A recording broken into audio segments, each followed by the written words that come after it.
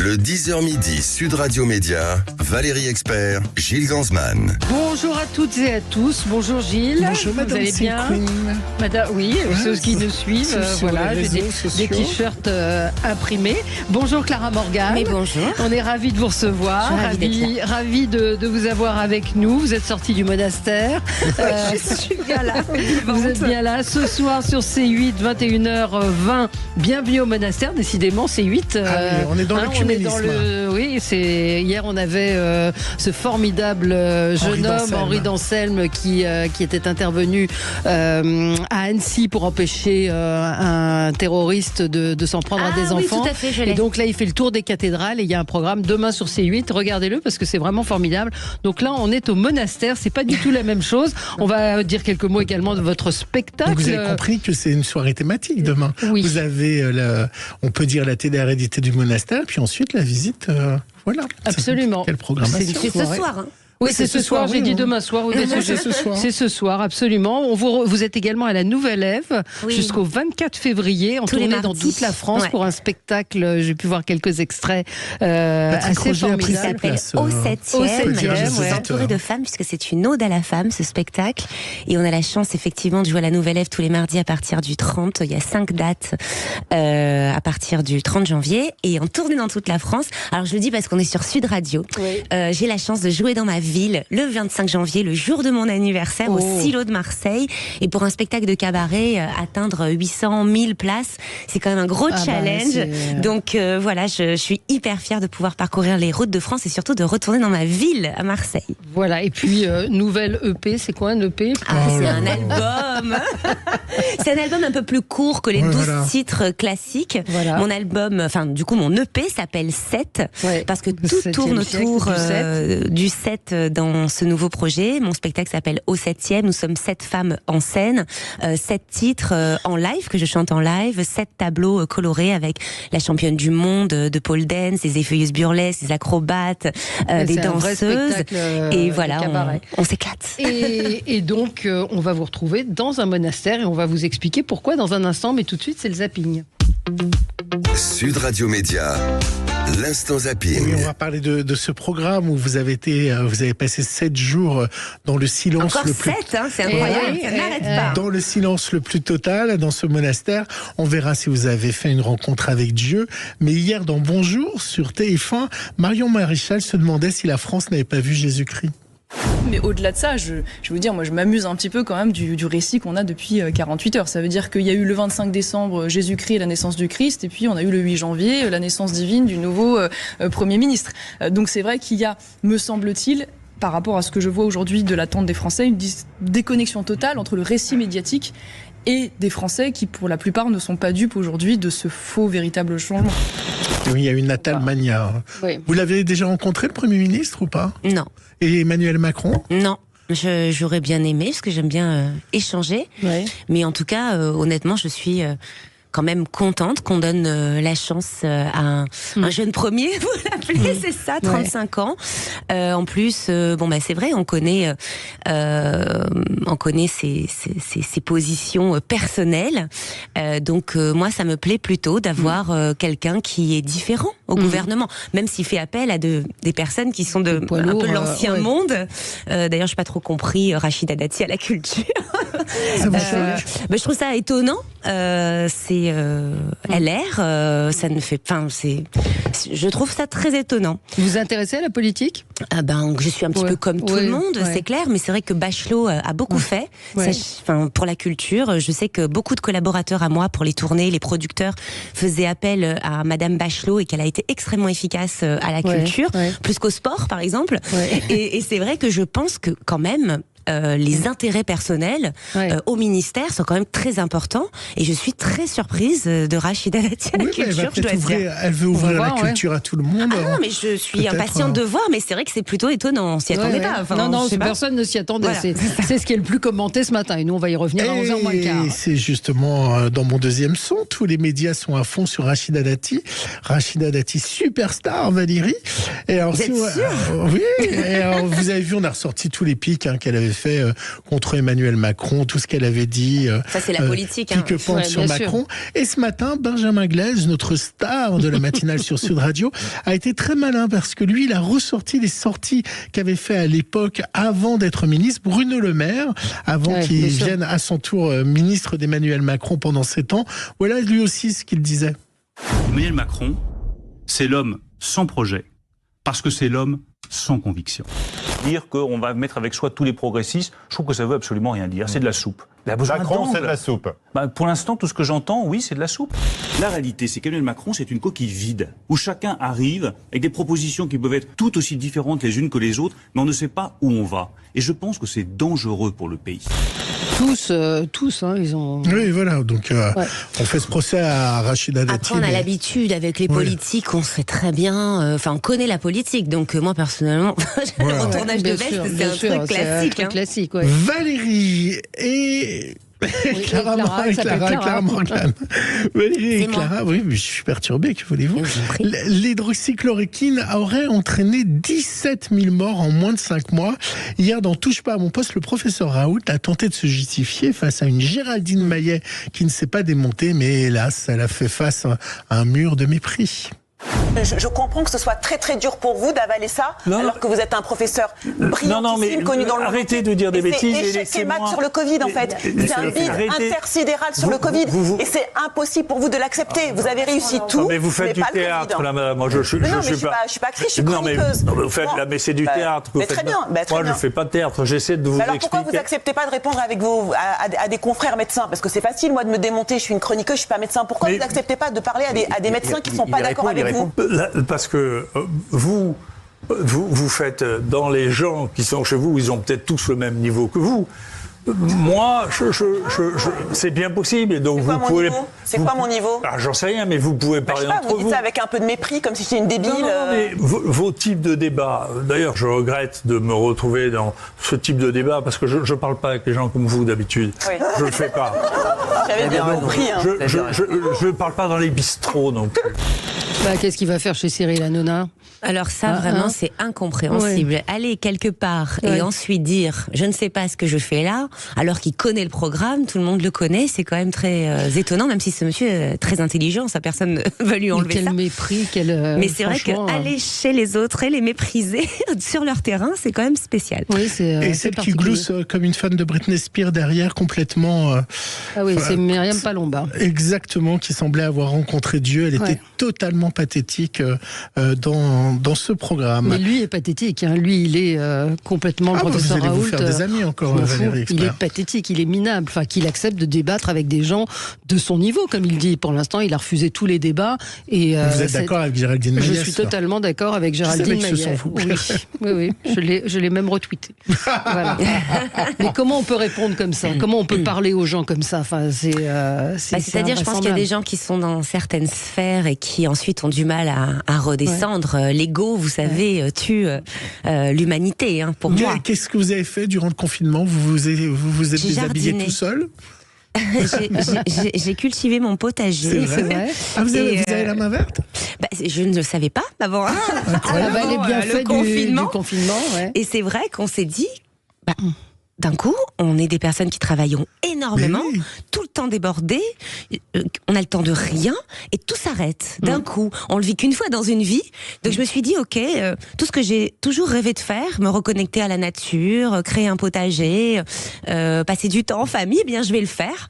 Et ça m'a amené sur le chemin de l'éveil. Ça m'a vraiment beaucoup... C'est-à-dire, c'est quoi le chemin de l'éveil? Parce que vous avez quitté Paris pour partir dans le sud de la France. Vous avez raconté que vous étiez marseillaise. Oui. Et c'est un choix qui a été fait par rapport à ma fille. Par rapport à votre fille. J'ai quitté Marseille quand j'avais 19 ans. J'étais carriériste. J'aime toujours énormément travailler. J'ai toujours 3000 projets. Et Paris, pour moi, c'était évident. Vous avez des boutiques, vous êtes une femme d'affaires. Oui, j'ai des stores, je suis en tournée dans toute la France avec ce spectacle, et maintenant je fais de la télé, je reviens à la télé. Je ne serais pas revenue dans un programme classique de télé-réalité, franchement non. J'ai trouvé ce concept très différent, original, et moi j'aime la spiritualité et la théologie, donc j'ai trouvé ça très très intéressant. Alors, pour répondre à votre question tout à l'heure, bien sûr, on ne trouve pas Dieu, pour moi, déjà en une semaine. C'est pas pour ça que je suis allée au monastère, parce que comme je vous le disais, j'ai une vie très chargée. Jésus, une vie. Jésus, c'est intéressant. J'ai une vie très chargée. Et tout à coup, on me proposait de faire une pause, tel le Covid, vous voyez, pendant le Covid et le confinement, et de m'interroger sur ma spiritualité. C'est quelque chose que je fais très couramment. Comme je vous le dis, je suis passionnée par la théologie. J'aime voir à quel point toutes les cultures mènent finalement au même lieu, qui est l'introspection, l'écrasement de l'ego, l'unicité. Donc ça m'intéresse et j'aime voir comment certains prient, certains méditent pour arriver à la même paix intérieure. Ça m'intéresse. On va en reparler. Alors Valérie, vous êtes toujours critique sur mes choix musicaux. Oui. Alors, est-ce que vous allez Alors, fan des années 80, qu'est-ce qui va se passer? J'ai trouvé la parade pour que vous adhériez à 100% à mon choix musical. Allez-y. Je vous propose d'écouter la dernière chanson de Clara Morgan. Allez-y pour critiquer. Voilà. Ça s'appelle Et Bleu. Écrite par Pascal Obispo. La fleur de lys, les reines, Catherine, les impératrices, Marie-Louise, oh, Joséphine, tous les châteaux de Versailles. C'est nul, hein? Non, c'est bien. Non, j'aime bien.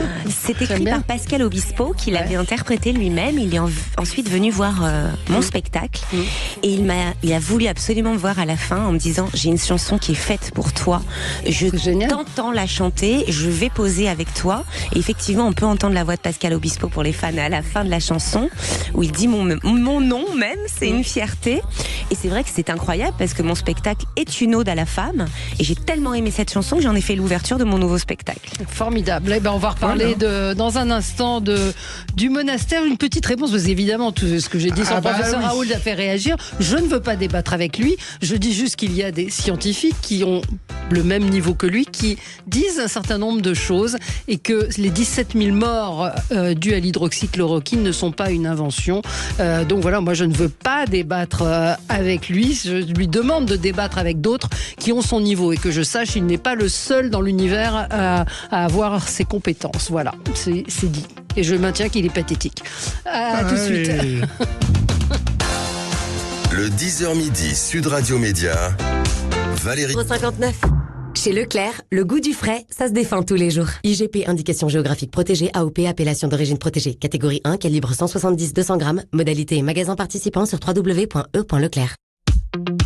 Sud Radio Média, l'invité du jour. L'invité du jour, c'est Clara Morgan. Clara Morgan, qui est une femme multifonction, on va dire, multi-activité. J'aime les métiers artistiques, la chanson, la danse, la musique et le cabaret, effectivement, ça nouveau spectacle au cabaret, donc, au cabaret, c'est à la Nouvelle Ève pour l'instant jusqu'au 24 février. Vous serez en tournée dans toute la France et à Marseille en particulier le jour de votre anniversaire. Ou le 25 janvier. Voilà, le nouvel album, le nouvel EP 7, on a entendu un extrait.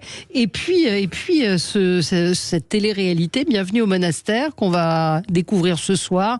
Nous, on l'a vu en avant-première sur C8, soirée thématique religieuse, on va dire œcuménique. Pourquoi vous avez accepté cette proposition? Donc peut-être rappeler le concept. Bien sûr. Alors tout d'abord, Clara Morgan au monastère, même moi, ça m'a fait sourire. J'ai compris pourquoi il m'appelait. Voilà. Et si vous voulez, alors déjà j'ai accepté parce que ce n'est pas du tout une télé-réalité. En fait, ils ont tout évité, tous les pièges de la télé-réalité. Il n'y a pas le réveil, il n'y a pas les salles de bain, il n'y a pas le quotidien du tout. En fait, il y a simplement le réveil et la vie monastique. Donc, on se rend compte qu'il se lève très tôt. Il y a la cloche qui sonne à 6 heures.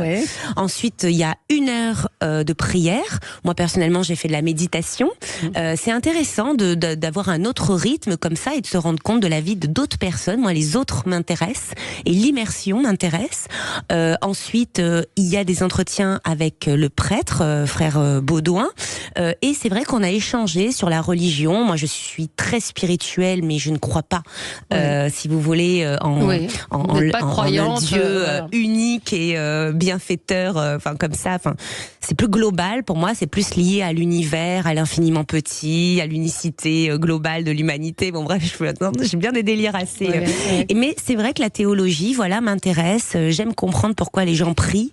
Moi, j'aime méditer et j'aime, rencontrer les autres. Donc, c'était une semaine incroyable. Le principe, je l'ai raté. Je suis claire. Je vous spoil. C'est-à-dire que le principe, c'est une retraite silencieuse. Je n'ai jamais réussi à la faire. Mais je me demandais comment vous y arriviez. Eh bien, j'ai raté ça. Mais c'est vrai que j'ai rencontré des gens incroyables. Je pense que ce programme est un ovni. Et c'est plus calme. Tout est plus lent. Tout est plus... On revient à un rythme humain. Et je trouve que c'était manquant à la télé. Alors, c'est pas du tout un programme pour persuader les gens d'être catholiques. D'ailleurs, je ne le suis pas du tout. C'est pour faire penser aux gens à la spiritualité et s'ils pouvaient s'interroger sur la leur, se demander pourquoi ils croient, faire de l'introspection. Prendre un moment parce qu'il n'y a pas de portable. Il n'y a pas de portable. J'incite tout le monde à prendre un peu de temps comme ça pour soi. On a vu les bienfaits effectivement du retour à soi et à l'introspection durant le Covid et le confinement. Mais on a déjà oublié et je trouve que c'est un retour aux sources qui est important pour tout le monde et j'en suis sortie pas tout à fait la même qu'à mon arrivée. On va écouter peut-être la bande-annonce. Bienvenue au monastère. Nous allons maintenant rentrer dans le grand silence. Sans internet, sans téléphone, sans bavardage. Mais qu'est-ce qu'on fait là? Là, je suis censée me retrouver avec moi-même. Votre retraite commence maintenant. J'ai peur de ne pas être à la hauteur de cette aventure, en fait. J'ai tout pour être heureuse, vraiment. J'ai un peu de mal à pas parler quand même. Bah oui, je vois ça. Une retraite, c'est pas toujours facile.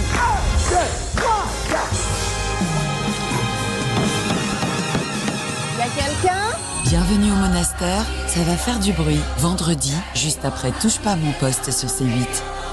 Alors, vous n'êtes pas toute seule. Fabienne Cara, Delphine Vespizer, Simon Castaldi, Paul Elkarat et Jean-Marc Généreux qui ont accepté de participer à l'aventure avec des moments assez intenses. Paul Elkarat est incroyable dans ce programme. Les personnalités dont vous parlez sont surprenantes. C'est-à-dire qu'à nous tous, nous formons un petit spectre de l'humanité et je trouve que c'est bien pensé comme casting. Alors, la télé a l'habitude des castings, mais c'est vrai que Jean-Marc Généreux vient avec un message très fort. Il fait vœu de silence en hommage à sa fille qui n'a jamais pu parler à cause de son handicap.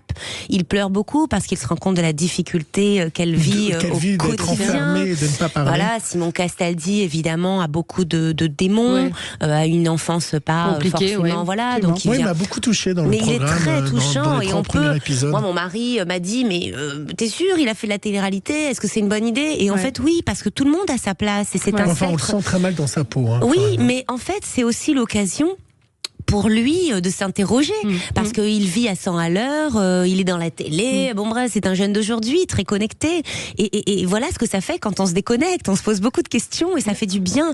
Et vous parlez de Paul, je vais juste dire un mot sur lui. Alors on connaît bien sûr son handicap, c'est un génie, clairement une encyclopédie vivante qui a gagné des jeux télé à foison, c'est quelqu'un qui est atteint d'autisme et moi je lui ai été très proche de lui parce que c'est difficile pour lui de garder le silence face à une phrase du prêtre qu'il ne comprend absolument pas parce que pour lui ça lui semble la science-fiction et je le soutiens parce que je comprends son désarroi face au silence. Je suis quelqu'un qui s'exprime, je suis atteinte de TDA, alors évidemment ça n'a rien à voir avec l'autisme, mais le TDA c'est un trouble de l'attention avec une hyperactivité et c'est vrai que dans la vie pendant des années on se rend compte qu'on est un peu différent mais en fond c'est voilà, on développe l'hyperfocus en défense, bon bref, et à un moment je me rends compte de ça parce que ma fille est hyperactive, qu'elle rencontre des problèmes à l'école, que mon mari est diagnostiqué également. Alors ça fait pas voilà, c'est juste que on est un tout petit peu différents et donc les gens différents, moi me touchent. Moi j'aime les gens originaux, particuliers. Et Paul, voilà, moi je me suis fait des amis en fait pendant ce programme. Vous êtes tous restés en contact? On s'écrit tout le temps. On a créé un groupe WhatsApp et sœur Catherine est devenue mon amie. Elle est venue voir mon spectacle de cabaret. C'est vrai ? Bien sûr. Elle est géniale, hein, elle est incroyable. Je suis amoureuse de cette personne. Ah ouais. Mais de l'âme. Vous les avez interrogés sur le fait, vous savez pourquoi ils ont accepté, eux, de participer à cette aventure ? C'est tous pour des raisons très différentes. Simon Castaldi avait vraiment besoin d'introspection parce que c'est un garçon qui se dit perdu. Ouais. Comme je vous l'ai dit, Jean-Marc Généreux l'a fait pour un cadeau à sa fille, pour essayer d'aller vers sa fille comme un... C'est magnifique, hein, son message. Paul Elkarat a pas mal de soucis avec lui-même. Il présente plusieurs personnalités, même. Hein. Il a beaucoup de mal à taire sa fougue. Parfois, voilà, vous allez en entendre parler. Fabienne Carat vient, Fabienne Cara vient pour parler de la naissance miraculeuse de sa fille, parce qu'elle n'a jamais pu avoir d'enfant. Bon, bref, on a tous des messages. On a tous des messages assez forts, assez humains. Et on n'est pas du tout dans quelque chose qui parle d'une célébrité, d'une star. On parle très intime. Il n'y a pas de jeu, il n'y a pas d'élimination. Et on ne parle pas de Dieu, on parle de la spiritualité dans son ensemble. On n'est pas là du tout pour persuader personne de devenir chrétien. D'ailleurs, nous-mêmes, nous ne le sommes pas devenus. Hein. C'est vraiment de l'introspection. Les religieux, Sœur Catherine, les frères qui sont là, vous leur avez posé la question de savoir comment ils vous accueillaient et pourquoi ils avaient accepté. Et c'est extrêmement étonnant. C'est-à-dire que ce sont des gens qui se sont posé beaucoup de questions parce qu'ils ont quand même un peu peur du monde et de ce qu'il devient. Je les comprends. Même moi, ça me fait peur. Donc c'est des gens qui aiment bien être un peu dans l'autarcie, un peu en marge, clairement, de cette société. Ils sont retirés du monde. Oui, et donc du coup pour eux c'était ouvrir la porte au monde. Alors ils ont quand même l'habitude parce que Corbara est un couvent déjà sublime, magnifique, perché sur une colline corse à Corbara. C'est un paradis vivant qui surplombe toute la baie de Calvi. Donc c'est pas du tout la vie monastique qui angoisse. C'est sublime, c'est ouvert sur la nature, c'est dans la nature, voilà, et au creux de la Pinède.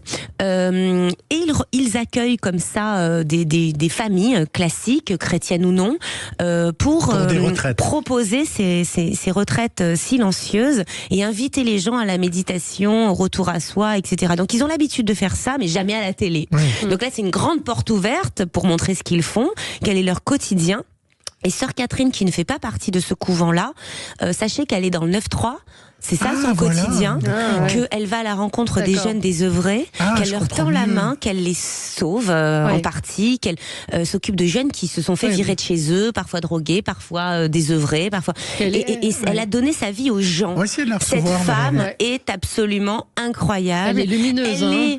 C'est-à-dire moi qui veux la bienveillance, la tolérance, l'ouverture, j'ai l'impression de rencontrer moi en beaucoup mieux, parce qu'elle a décidé, elle a réussi à se séparer, libérer de son ego, de son côté carriériste. Elle se fiche de tout ça, elle veut juste offrir sa vie pour le bien et ne rien laisser à part la joie, à part le bien, puisqu'elle décide de ne pas faire d'enfants. Ça aussi, c'est un don incroyable. Et moi, je suis totalement en admiration devant cette femme. Je pense que jamais personne ne m'a autant inspirée. À un moment, vous partagez le repas avec eux. Pas un moment, on en a fait souvent, tout le temps. On en a fait 3 par jour. C'était bon, donc, pas du tout. Comment ? C'était bon ou pas du tout? Alors c'est incroyable, ça aussi, c'est des choses qu'on découvre. Vous voyez, quand on est curieux, on découvre plein de choses. Il y a des dames, des Corses, qui viennent 2 fois par semaine offrir des repas au clergé, à la congrégation. Ensuite, il y en a qui se dévouent. C'est incroyable. Il y a plein de choses qui s'organisent comme ça, qui sont très belles. Et alors j'aime bien aussi qui fait la vaisselle, tout ça. J'ai adoré leur organisation. Est-ce que c'était bon, ma question? Pardon, pas tous les jours. Quand les dames corses viennent, c'est très très bon. À part ça, voilà, moi je suis végane, alors ça n'a pas été simple. Moi j'ai une question sur MeToo. Oui. Savoir ce que vous pensez de MeToo et en particulier de ce qui s'est passé pour Depardieu, c'est-à-dire ces comportements d'hommes qui étaient tolérés à une époque. Vous avez été dans le milieu du porno à une époque. Comment vous réagissez à ça aujourd'hui? Alors écoutez, il y a beaucoup de choses dans ma question. On n'a pas pas forcément, mais déjà MeToo, est-ce que c'est une bonne chose ou pas? Est-ce que vous pensez qu'on est en train de clouer les hommes au pilori? Alors moi j'aime les hommes, j'aime mon mari, c'est le plus grand féministe féministe que j'ai jamais rencontré. Il ne m'a jamais jugée, il ne m'a jamais contrainte, il m'a toujours élevée. Et c'est vrai qu'il m'inspire. D'ailleurs, il m'a inspiré une chanson qui est dans mon spectacle et que je danse avec le danseur de Diane, de Danse avec les stars, Yann Alric. Je vous fais juste ça. Dans ses yeux, je vois le destin du genre humain où féminin et masculin ne feront qu'un, sans être les mêmes. C'est un tandem pourvu qu'on s'aime. Et je pense que effectivement nous allons vers un monde plus humaniste où les hommes se mettent à comprendre que la femme ne peut être soumise plus longtemps. Nous avons évolué grâce à des femmes illustres qui se sont battues avant nous avec force et détermination pour l'égalité de nos actes et de nos droits, parce que souvent quand je parle d'égalité on me dit oui mais on n'est pas pareil, on veut pas être pareil. Alors je vous rassure, nous ne voulons absolument pas être pareil. Nous avons beaucoup de choses à faire, à dire et à créer pour faire évoluer ce monde. Moi, je crois en la féminité et en féministe. Pour reprendre la question de Valérie, est-ce que le fait que vous ayez été dans des films X, les hommes avec vous se disaient pas c'est une fille facile, et est-ce que des personnalités se disaient pas c'est une fille facile? C'est juste pour rebondir sur ce que sur le comportement, des people stars. Non, mais dans les comportements, c'est-à-dire des hommes qui se sont mal comportés avec vous de ce fait. Non, ça ne m'est jamais arrivé.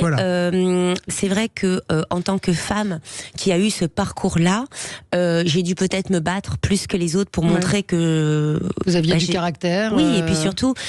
Je l'ai dit il y a peu de temps, quand on nous a vus nus, ou en tout cas dans des situations un peu particulières en tant que femme, peut-être dégradantes pour certaines. Moi, c'est pas comme ça que je le vois. L'amour pour moi est beau et j'ai eu toujours envie de le mettre en avant. Et voilà, c'est toujours plus difficile de prouver qu'on est intelligente, de prouver qu'on peut créer des choses, qu'on peut prendre des décisions. Et en fait, j'ai pas attendu qu'on me le propose. J'ai créé des sociétés, j'ai tracé ma route, je n'ai pas fait attention, on m'a fermé certaines porte, je suis rentrée par les fenêtres et j'ai envie de montrer à ma fille de 8 ans que quand on est déterminé, quand on a de grands rêves et qu'on s'entoure bien avec des gens bienveillants, et bien d'aussi bas, parce que clairement on peut le dire, que l'on puisse partir, on peut toujours s'élever socialement, parce que encore une fois des femmes très illustres, enfin des femmes incroyables se sont battues avant nous.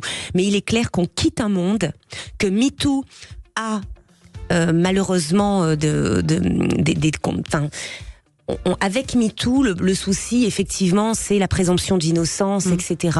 Mais quelque part, on a besoin d'un grand coup de pied dans la fourmilière pour pouvoir sortir d'un ancien monde. Et là, c'est ce qu'on est en train de faire. Comme toutes les femmes, je m'en réjouis. Nous avançons. Et oui, nous allons vers un monde plus égal et qui respecte plus les femmes. Quoi de plus heureux et mon spectacle au 7e est exactement sur ce hommage aux femmes, mais c'est une ode à la femme, donc voilà, vous êtes dans le bon thème. Donc c'est une bonne commerciale. Donc c'est à la Nouvelle Ève tous les mardis et puis partout en France, vous tapez Clara Morgan, vous allez trouver tous les renseignements et puis le monastère ce soir. Et oui, c'est le grand écart, si on peut parler ainsi. Merci Clara Morgan. Dans un instant, on va parler d'Éric Dupond-Moretti. Merci. Sud Radio, le 10h midi média. Valérie Expert, Gilles Gansman. Pour votre santé, bougez plus.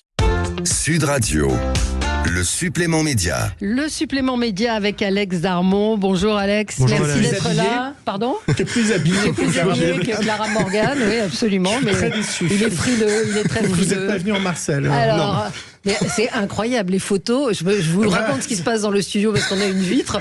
On voit tout le monde faire les photos avec Clara Morgan. Je disais que cette semaine, ça a été Miss France et Clara Morgan. Je suis désolée pour vous, Alex. Non, c'est pas grave. Cette fille, Alex. On fera une photo avec vous. Alex Darmon, les auditeurs vous connaissent puisque vous intervenez régulièrement dans les débats d'actualité à 11h moins le quart. Et alors ce doc, on l'a attendu, on l'a suivi depuis 3 ans. Vous êtes en immersion avec Éric Dupond-Moretti, ministre de... Jean-Jacques Bourdin qui a fait une photo. Même Jean-Jacques Bourdin fait une photo. Bon, ça va. Donc l'homme qui ne devait pas être ministre, c'est le ministre de la Justice, le garde des Sceaux, Éric Dupond-Moretti, que vous avez suivi depuis 3 ans maintenant. On est sorti un doc formidable à voir dimanche soir à 21h05 sur France 5. Oui, je disais qu'on l'a attendu parce que vous m'en parliez régulièrement. C'est un document comme celui-là celui-là, c'est des heures et des heures de tournage. Ah oui, c'est 90 heures de tournage sur 3 ans et il en sort finalement 84 minutes. Ouais. Donc il faut sélectionner puisqu'il y a effectivement les séquences d'immersion qu'on peut découvrir. 3 ans dans sa vie politique, dans sa vie judiciaire aussi, puisqu'il a eu un gros procès par la Cour de justice de la République, et 3 ans dans ses états généraux, dans ses élections régionales, et puis il y a une interview au final où on lui montre les images qu'on a filmées, quelques images, pas toutes, qu'on a filmées, et on lui demande de réagir. On lui montre toutes les images, et il y en a qui lui plaisent, d'autres qui lui plaisent beaucoup moins. Il n'a pas eu de droit de regard. Aucun droit de regard. Aucun droit de regard. Moi, il m'a manqué des moments d'intimité avec lui. Ouais. C'est-à-dire que il m'a manqué, je sais pas, après ce documentaire, on voit l'homme politique, on voit la bête politique, on voit comment il est au combat, mais lui intérieurement, ce qu'il est, comment ce qui se passe dans sa tête, quand il est attaqué par les magistrats, quand on ne le voit pas, et je trouve ça dommage. Est-ce que vous avez eu des moments intimes avec lui? Déjà, on le voit beaucoup fumer. Oui, ça c'est ce qui frappe. Vous n'avez jamais parlé de la cigarette, de la peur de mourir ou autre, mais il fait clope sur clope. On le voit rarement manger alors qu'on sent que c'est un bon vivant. Est-ce que vous avez eu accès à ces moments d'intimité où c'était compliqué? Non, mais le deal entre nous, c'était Éric Dupond-Moretti, ténor des barreaux, qui arrive à la chancellerie. Qu'est-ce que fait un ministre de la Justice? Le deal de départ, c'était ça. Après, vous avez eu des rebondissements comme dans une série Netflix qui fait que il y a eu une élection, il y a eu une mise en examen, il y a eu les états généraux de la justice, il y a eu tous ces moments-là qui nous ont permis d'avoir, vous avez raison, pas beaucoup d'intimité, mais un tout petit peu d'intimité. Mais la ligne rouge à ne pas dépasser, ce qu'il nous avait dit, c'était je ne veux pas qu'on parle de ma vie privée. Ça, il faudra voir avec lui. Il voulait vraiment qu'on parle de son action politique. Il voulait pas qu'on parle de sa vie privée, ses enfants, sa femme, toutes ces choses-là. Parce que ça, il y a qu'un moment où il téléphone à sa mère dans la voiture. Mais ça, pour le moment, c'est une séquence pour le coup, c'est une séquence qu'on a eue un peu au dernier moment et où on est seul. Je suis seul dans la voiture. Mais il pouvait y avoir des questions effectivement plus intime sans dévoiler sa vie privée, c'est-à-dire sur mais il voulait pas. Non, mais c'est même pas qu'il voulait pas, c'est que nous on a essayé de le faire réagir. Ce qui nous intéressait aussi dans ce film, c'était de faire un film politique, c'était pas faire un film sur l'homme. L'homme, on l'a vu, on le connaît, il y a eu des portraits sur BFM ou sur d'autres chaînes et on sait qui il est, on sait comment il a grandi. On parle un tout petit peu de sa jeunesse et de son enfance parce que ce qui nous intéressait, c'était de faire le parallèle entre son quotidien, les images de son quotidien et comment lui pouvait les recevoir. Quand il va avoir des enfants dans un centre d'éducation fermé, il parle un peu de lui, il se livre un petit peu sur sa jeunesse. C'était intéressant de le mettre en perspective quand il va en prison. Quand il va en prison, exactement, quand il visite les prisonniers. Aussi d'avoir un peu son retour et son retour d'expérience sur ce qu'il a. Comment il a accueilli votre proposition quand vous êtes allé le voir? Parce que l'homme qui ne devait pas être ministre, il avait bien dit dans une interview qu'il ne voulait pas. Donc comment ça l'a, le fait d'être suivi? Ça a été compliqué au début. Ouais. Au début, ça a été compliqué. On était un peu dans ses pattes tout le temps. Il avait pas l'habitude. Je pense qu'il avait peur de mal faire aussi parce que il vient pas du monde politique à la base. Donc c'est ça qui est intéressant dans le film. En fait, ce que vous montrez, c'est comment, pardon de vous interrompre, c'est comment un avocat devient un politique. C'est vraiment cette transformation qu'on suit tout au long du doc. Et comment il franchit les frontières quelquefois. Comment il n'arrive pas à faire la part des choses quand il est au Sénat et qu'il est l'impression d'être dans un tribunal et que il défend quelqu'un alors que non, on fait de la politique. Lui, il a cette conception-là. Il y a un chapitre qui s'appelle j'apprends à ne pas tout dire. Voilà, exactement. J'ai plus la même liberté de parole qu'avant. Alors qu'au début, il a dit je garderai ma liberté de parole et ils se rendent vite assez compte que c'est compliqué. Voilà. Donc juste sur comment vous l'avez convaincu de le faire? Franchement, honnêtement, on l'a rencontré. Au début, vous avez toujours un peu d'appréhension quand vous rencontrez quelqu'un comme Éric Dupond-Moretti parce qu'en plus, encore une fois, il vient pas de ce monde-là. Donc il vous dit OK, mais après il vous dit OK pour que vous filmiez quoi? On sait pas. Donc progressivement, on avance et en fait, on l'a convaincu au fil du temps. 3 ans, c'est très long. Quand il voit que des images ne sont pas sorties, que son cabinet aussi voit que des images ne sont pas sorties sur tout ce qu'on a filmé, comme le budget quand il s'énerve contre les magistrats, la mise en examen, encore une fois les élections, quand il appelle sa maman, parce que c'est une séquence qui est très forte aussi quand même. Voilà, il se laisse un peu aller et il ouvre un petit peu plus les portes. Vous avez de la chance pour la DIF, il aurait pu ne pas être reconduit dans le gouvernement. Ça aurait fait bizarre. Ça a beaucoup de com, on a organisé un remaniement spécialement pour la diffusion. C'est ça, vous avez réussi. Est-ce que vous pensez qu'à un moment il a eu envie de craquer, de dire je me casse, j'abandonne? Moi oui, je pense que oui. Mais c'est une analyse personnelle. Pour l'avoir un peu côtoyé, je pense que oui. Je pense qu'au moment du bras d'honneur. Ouais, il a eu envie de partir, mais ça il vous le dira jamais. Il me l'a pas dit non plus. Vous l'avez ressenti comme ça? J'ai pas ressenti ça comme ça. J'ai ressenti quelqu'un qui était un peu fatigué, mais il le dit un tout petit peu quand il y a eu un émoi autour de ce geste politique. On en a fait quelque chose. C'est quand même un bras d'honneur. Oui, il le regrette. Il le regrette. Vous lui montrez ces images. Il dit c'est une connerie. Ça, il le regrette. Il regrette le moment où il s'engueule sur le marché. Sur le marché, il dit je sais pas pourquoi je me suis emporté. Mais à ce moment-là, on voit pas si il se fait engueuler par Macron ou se fait engueuler par le Premier ministre. Vous savez, honnêtement, moi je pouvais pas lui demander. Posé la question, mais vous avez raison. Est-ce qu'on le remet à sa place en disant tu vas te calmer maintenant, c'est pas bien ce qui se passe? Il n'est pas appelé par la Première ministre. Alors on lui demande si la Première ministre l'appelle au moment du bras d'honneur. Je lui demande. Et il dit c'est moi qui l'appelle. Il dit c'est moi qui l'appelle et c'est normal, on s'en explique. Après, dans un film politique, vous êtes dépendant de ce qu'on veut vous donner aussi. Bien sûr. Vous voyez, vous pouvez pas. C'était le deal aussi. Il a pas le droit de regard, c'est certain. Par contre, il me laisse filmer ce qu'il a envie. Oui, mais avec une caméra, il y a un moment où il oublie la caméra. Il y a eu des moments où il l'a oublié. On le voit dans le film. Au moment du budget, il l'a oublié. Et moi, ce qui m'a surpris aussi dans le film et j'ai vraiment découvert, vraiment les conseillers, c'est des petits genoux. Ouais, mais ça, c'est frappant.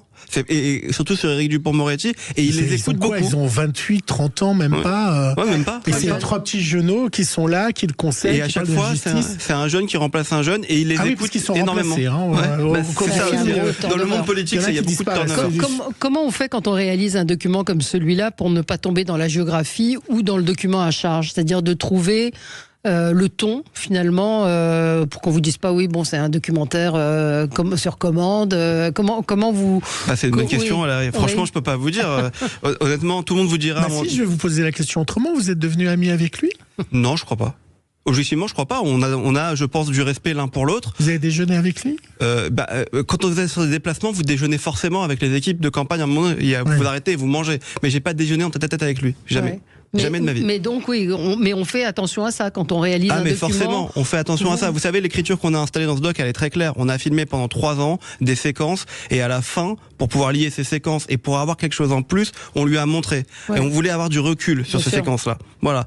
Et c'est comme ça qu'on a essayé d'équilibrer le propos. On aurait pu appeler des détracteurs, des gens qui étaient contre lui, mais franchement le spectre est tellement large, vous prenez qui à ce moment-là? Vous demandez à qui de venir critiquer le ministre de la Justice? On a fait ce choix-là, on a fait un portrait, on n'a pas fait une enquête. Je vous ai dit, il y a des enquêtes, il y en a eu plein avant. Voilà, ça nous intéressait pas, on a fait un portrait, et un portrait, je pense, aussi dans quelque chose quand même exceptionnel. 3 ans d'un ministre de la Justice, le ministre qui ne devait pas l'être. Je pense que le titre, il ne l'aime pas, d'ailleurs.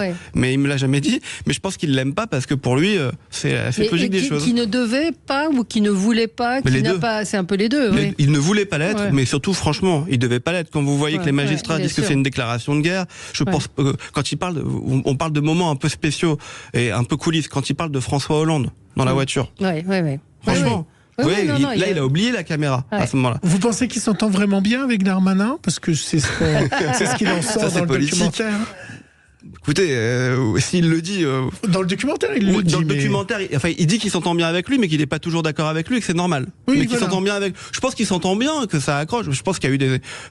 c'est les bruits de couloir qu'on entend. Je suis journaliste politique, c'est pas infondé. Forcément, vous avez un petit quelque chose entre les deux. Maintenant, oui, peut-être que ça accroche. Ils viennent tous les deux du Nord et ça rapproche. Et il va bien s'entendre avec Gabriel Attal?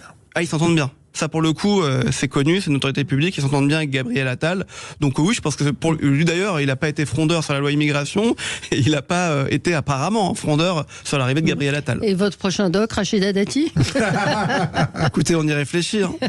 Ça serait exceptionnel. Ça serait formidable. Ça serait exceptionnel, on y réfléchit. Elle, pour le coup, je pense que les caméras, elle les oublie très vite. Elle est dans la vie comme elle est. Oui. Non, mais puis c'est une femme passionnante, donc oui, pourquoi pas. Écoutez, vous allez nous proposer. Vous vous souvenez cette image d'Élise Lucet qui courait après Pauvre fille. Pauvre fille. Maintenant, elle est la patronne de la culture. De la culture, voilà. Et donc de France Télévisions. Donc, à ne pas manquer. France Télévisions dans son ministère. À ne pas manquer dimanche soir, 21h05 sur France 5. Évidemment, il y a le replay. L'homme qui ne devait pas être ministre. C'est très intéressant parce que ce sont des images qu'on voit assez rarement sur les coulisses du pouvoir, sur la façon dont un homme qui ne devait pas être ministre le devient et compte contraint parfois dans sa parole et en même temps garde une certaine liberté parce que c'est un tempérament assez incroyable. La semaine prochaine, on aura Mesmer. Je vais lui demander de vous faire aimer l'hydroxychloroquine. Ah. Ça serait drôle, ça serait drôle. Pourquoi vous remettez ça sur le tapis? On était passé à autre chose. Allez, merci beaucoup Alex Darmon. Merci dimanche soir, l'homme qui ne devait pas être ministre. Et puis vous restez avec nous, on va commenter ce nouveau gouvernement dans un instant. Allez, au revoir Gilles. Merci. Bon. Sud Radio. Parlons vrai. Parlons vrai. Sud Radio. Parlons vrai. Sud Radio, parlons vrai.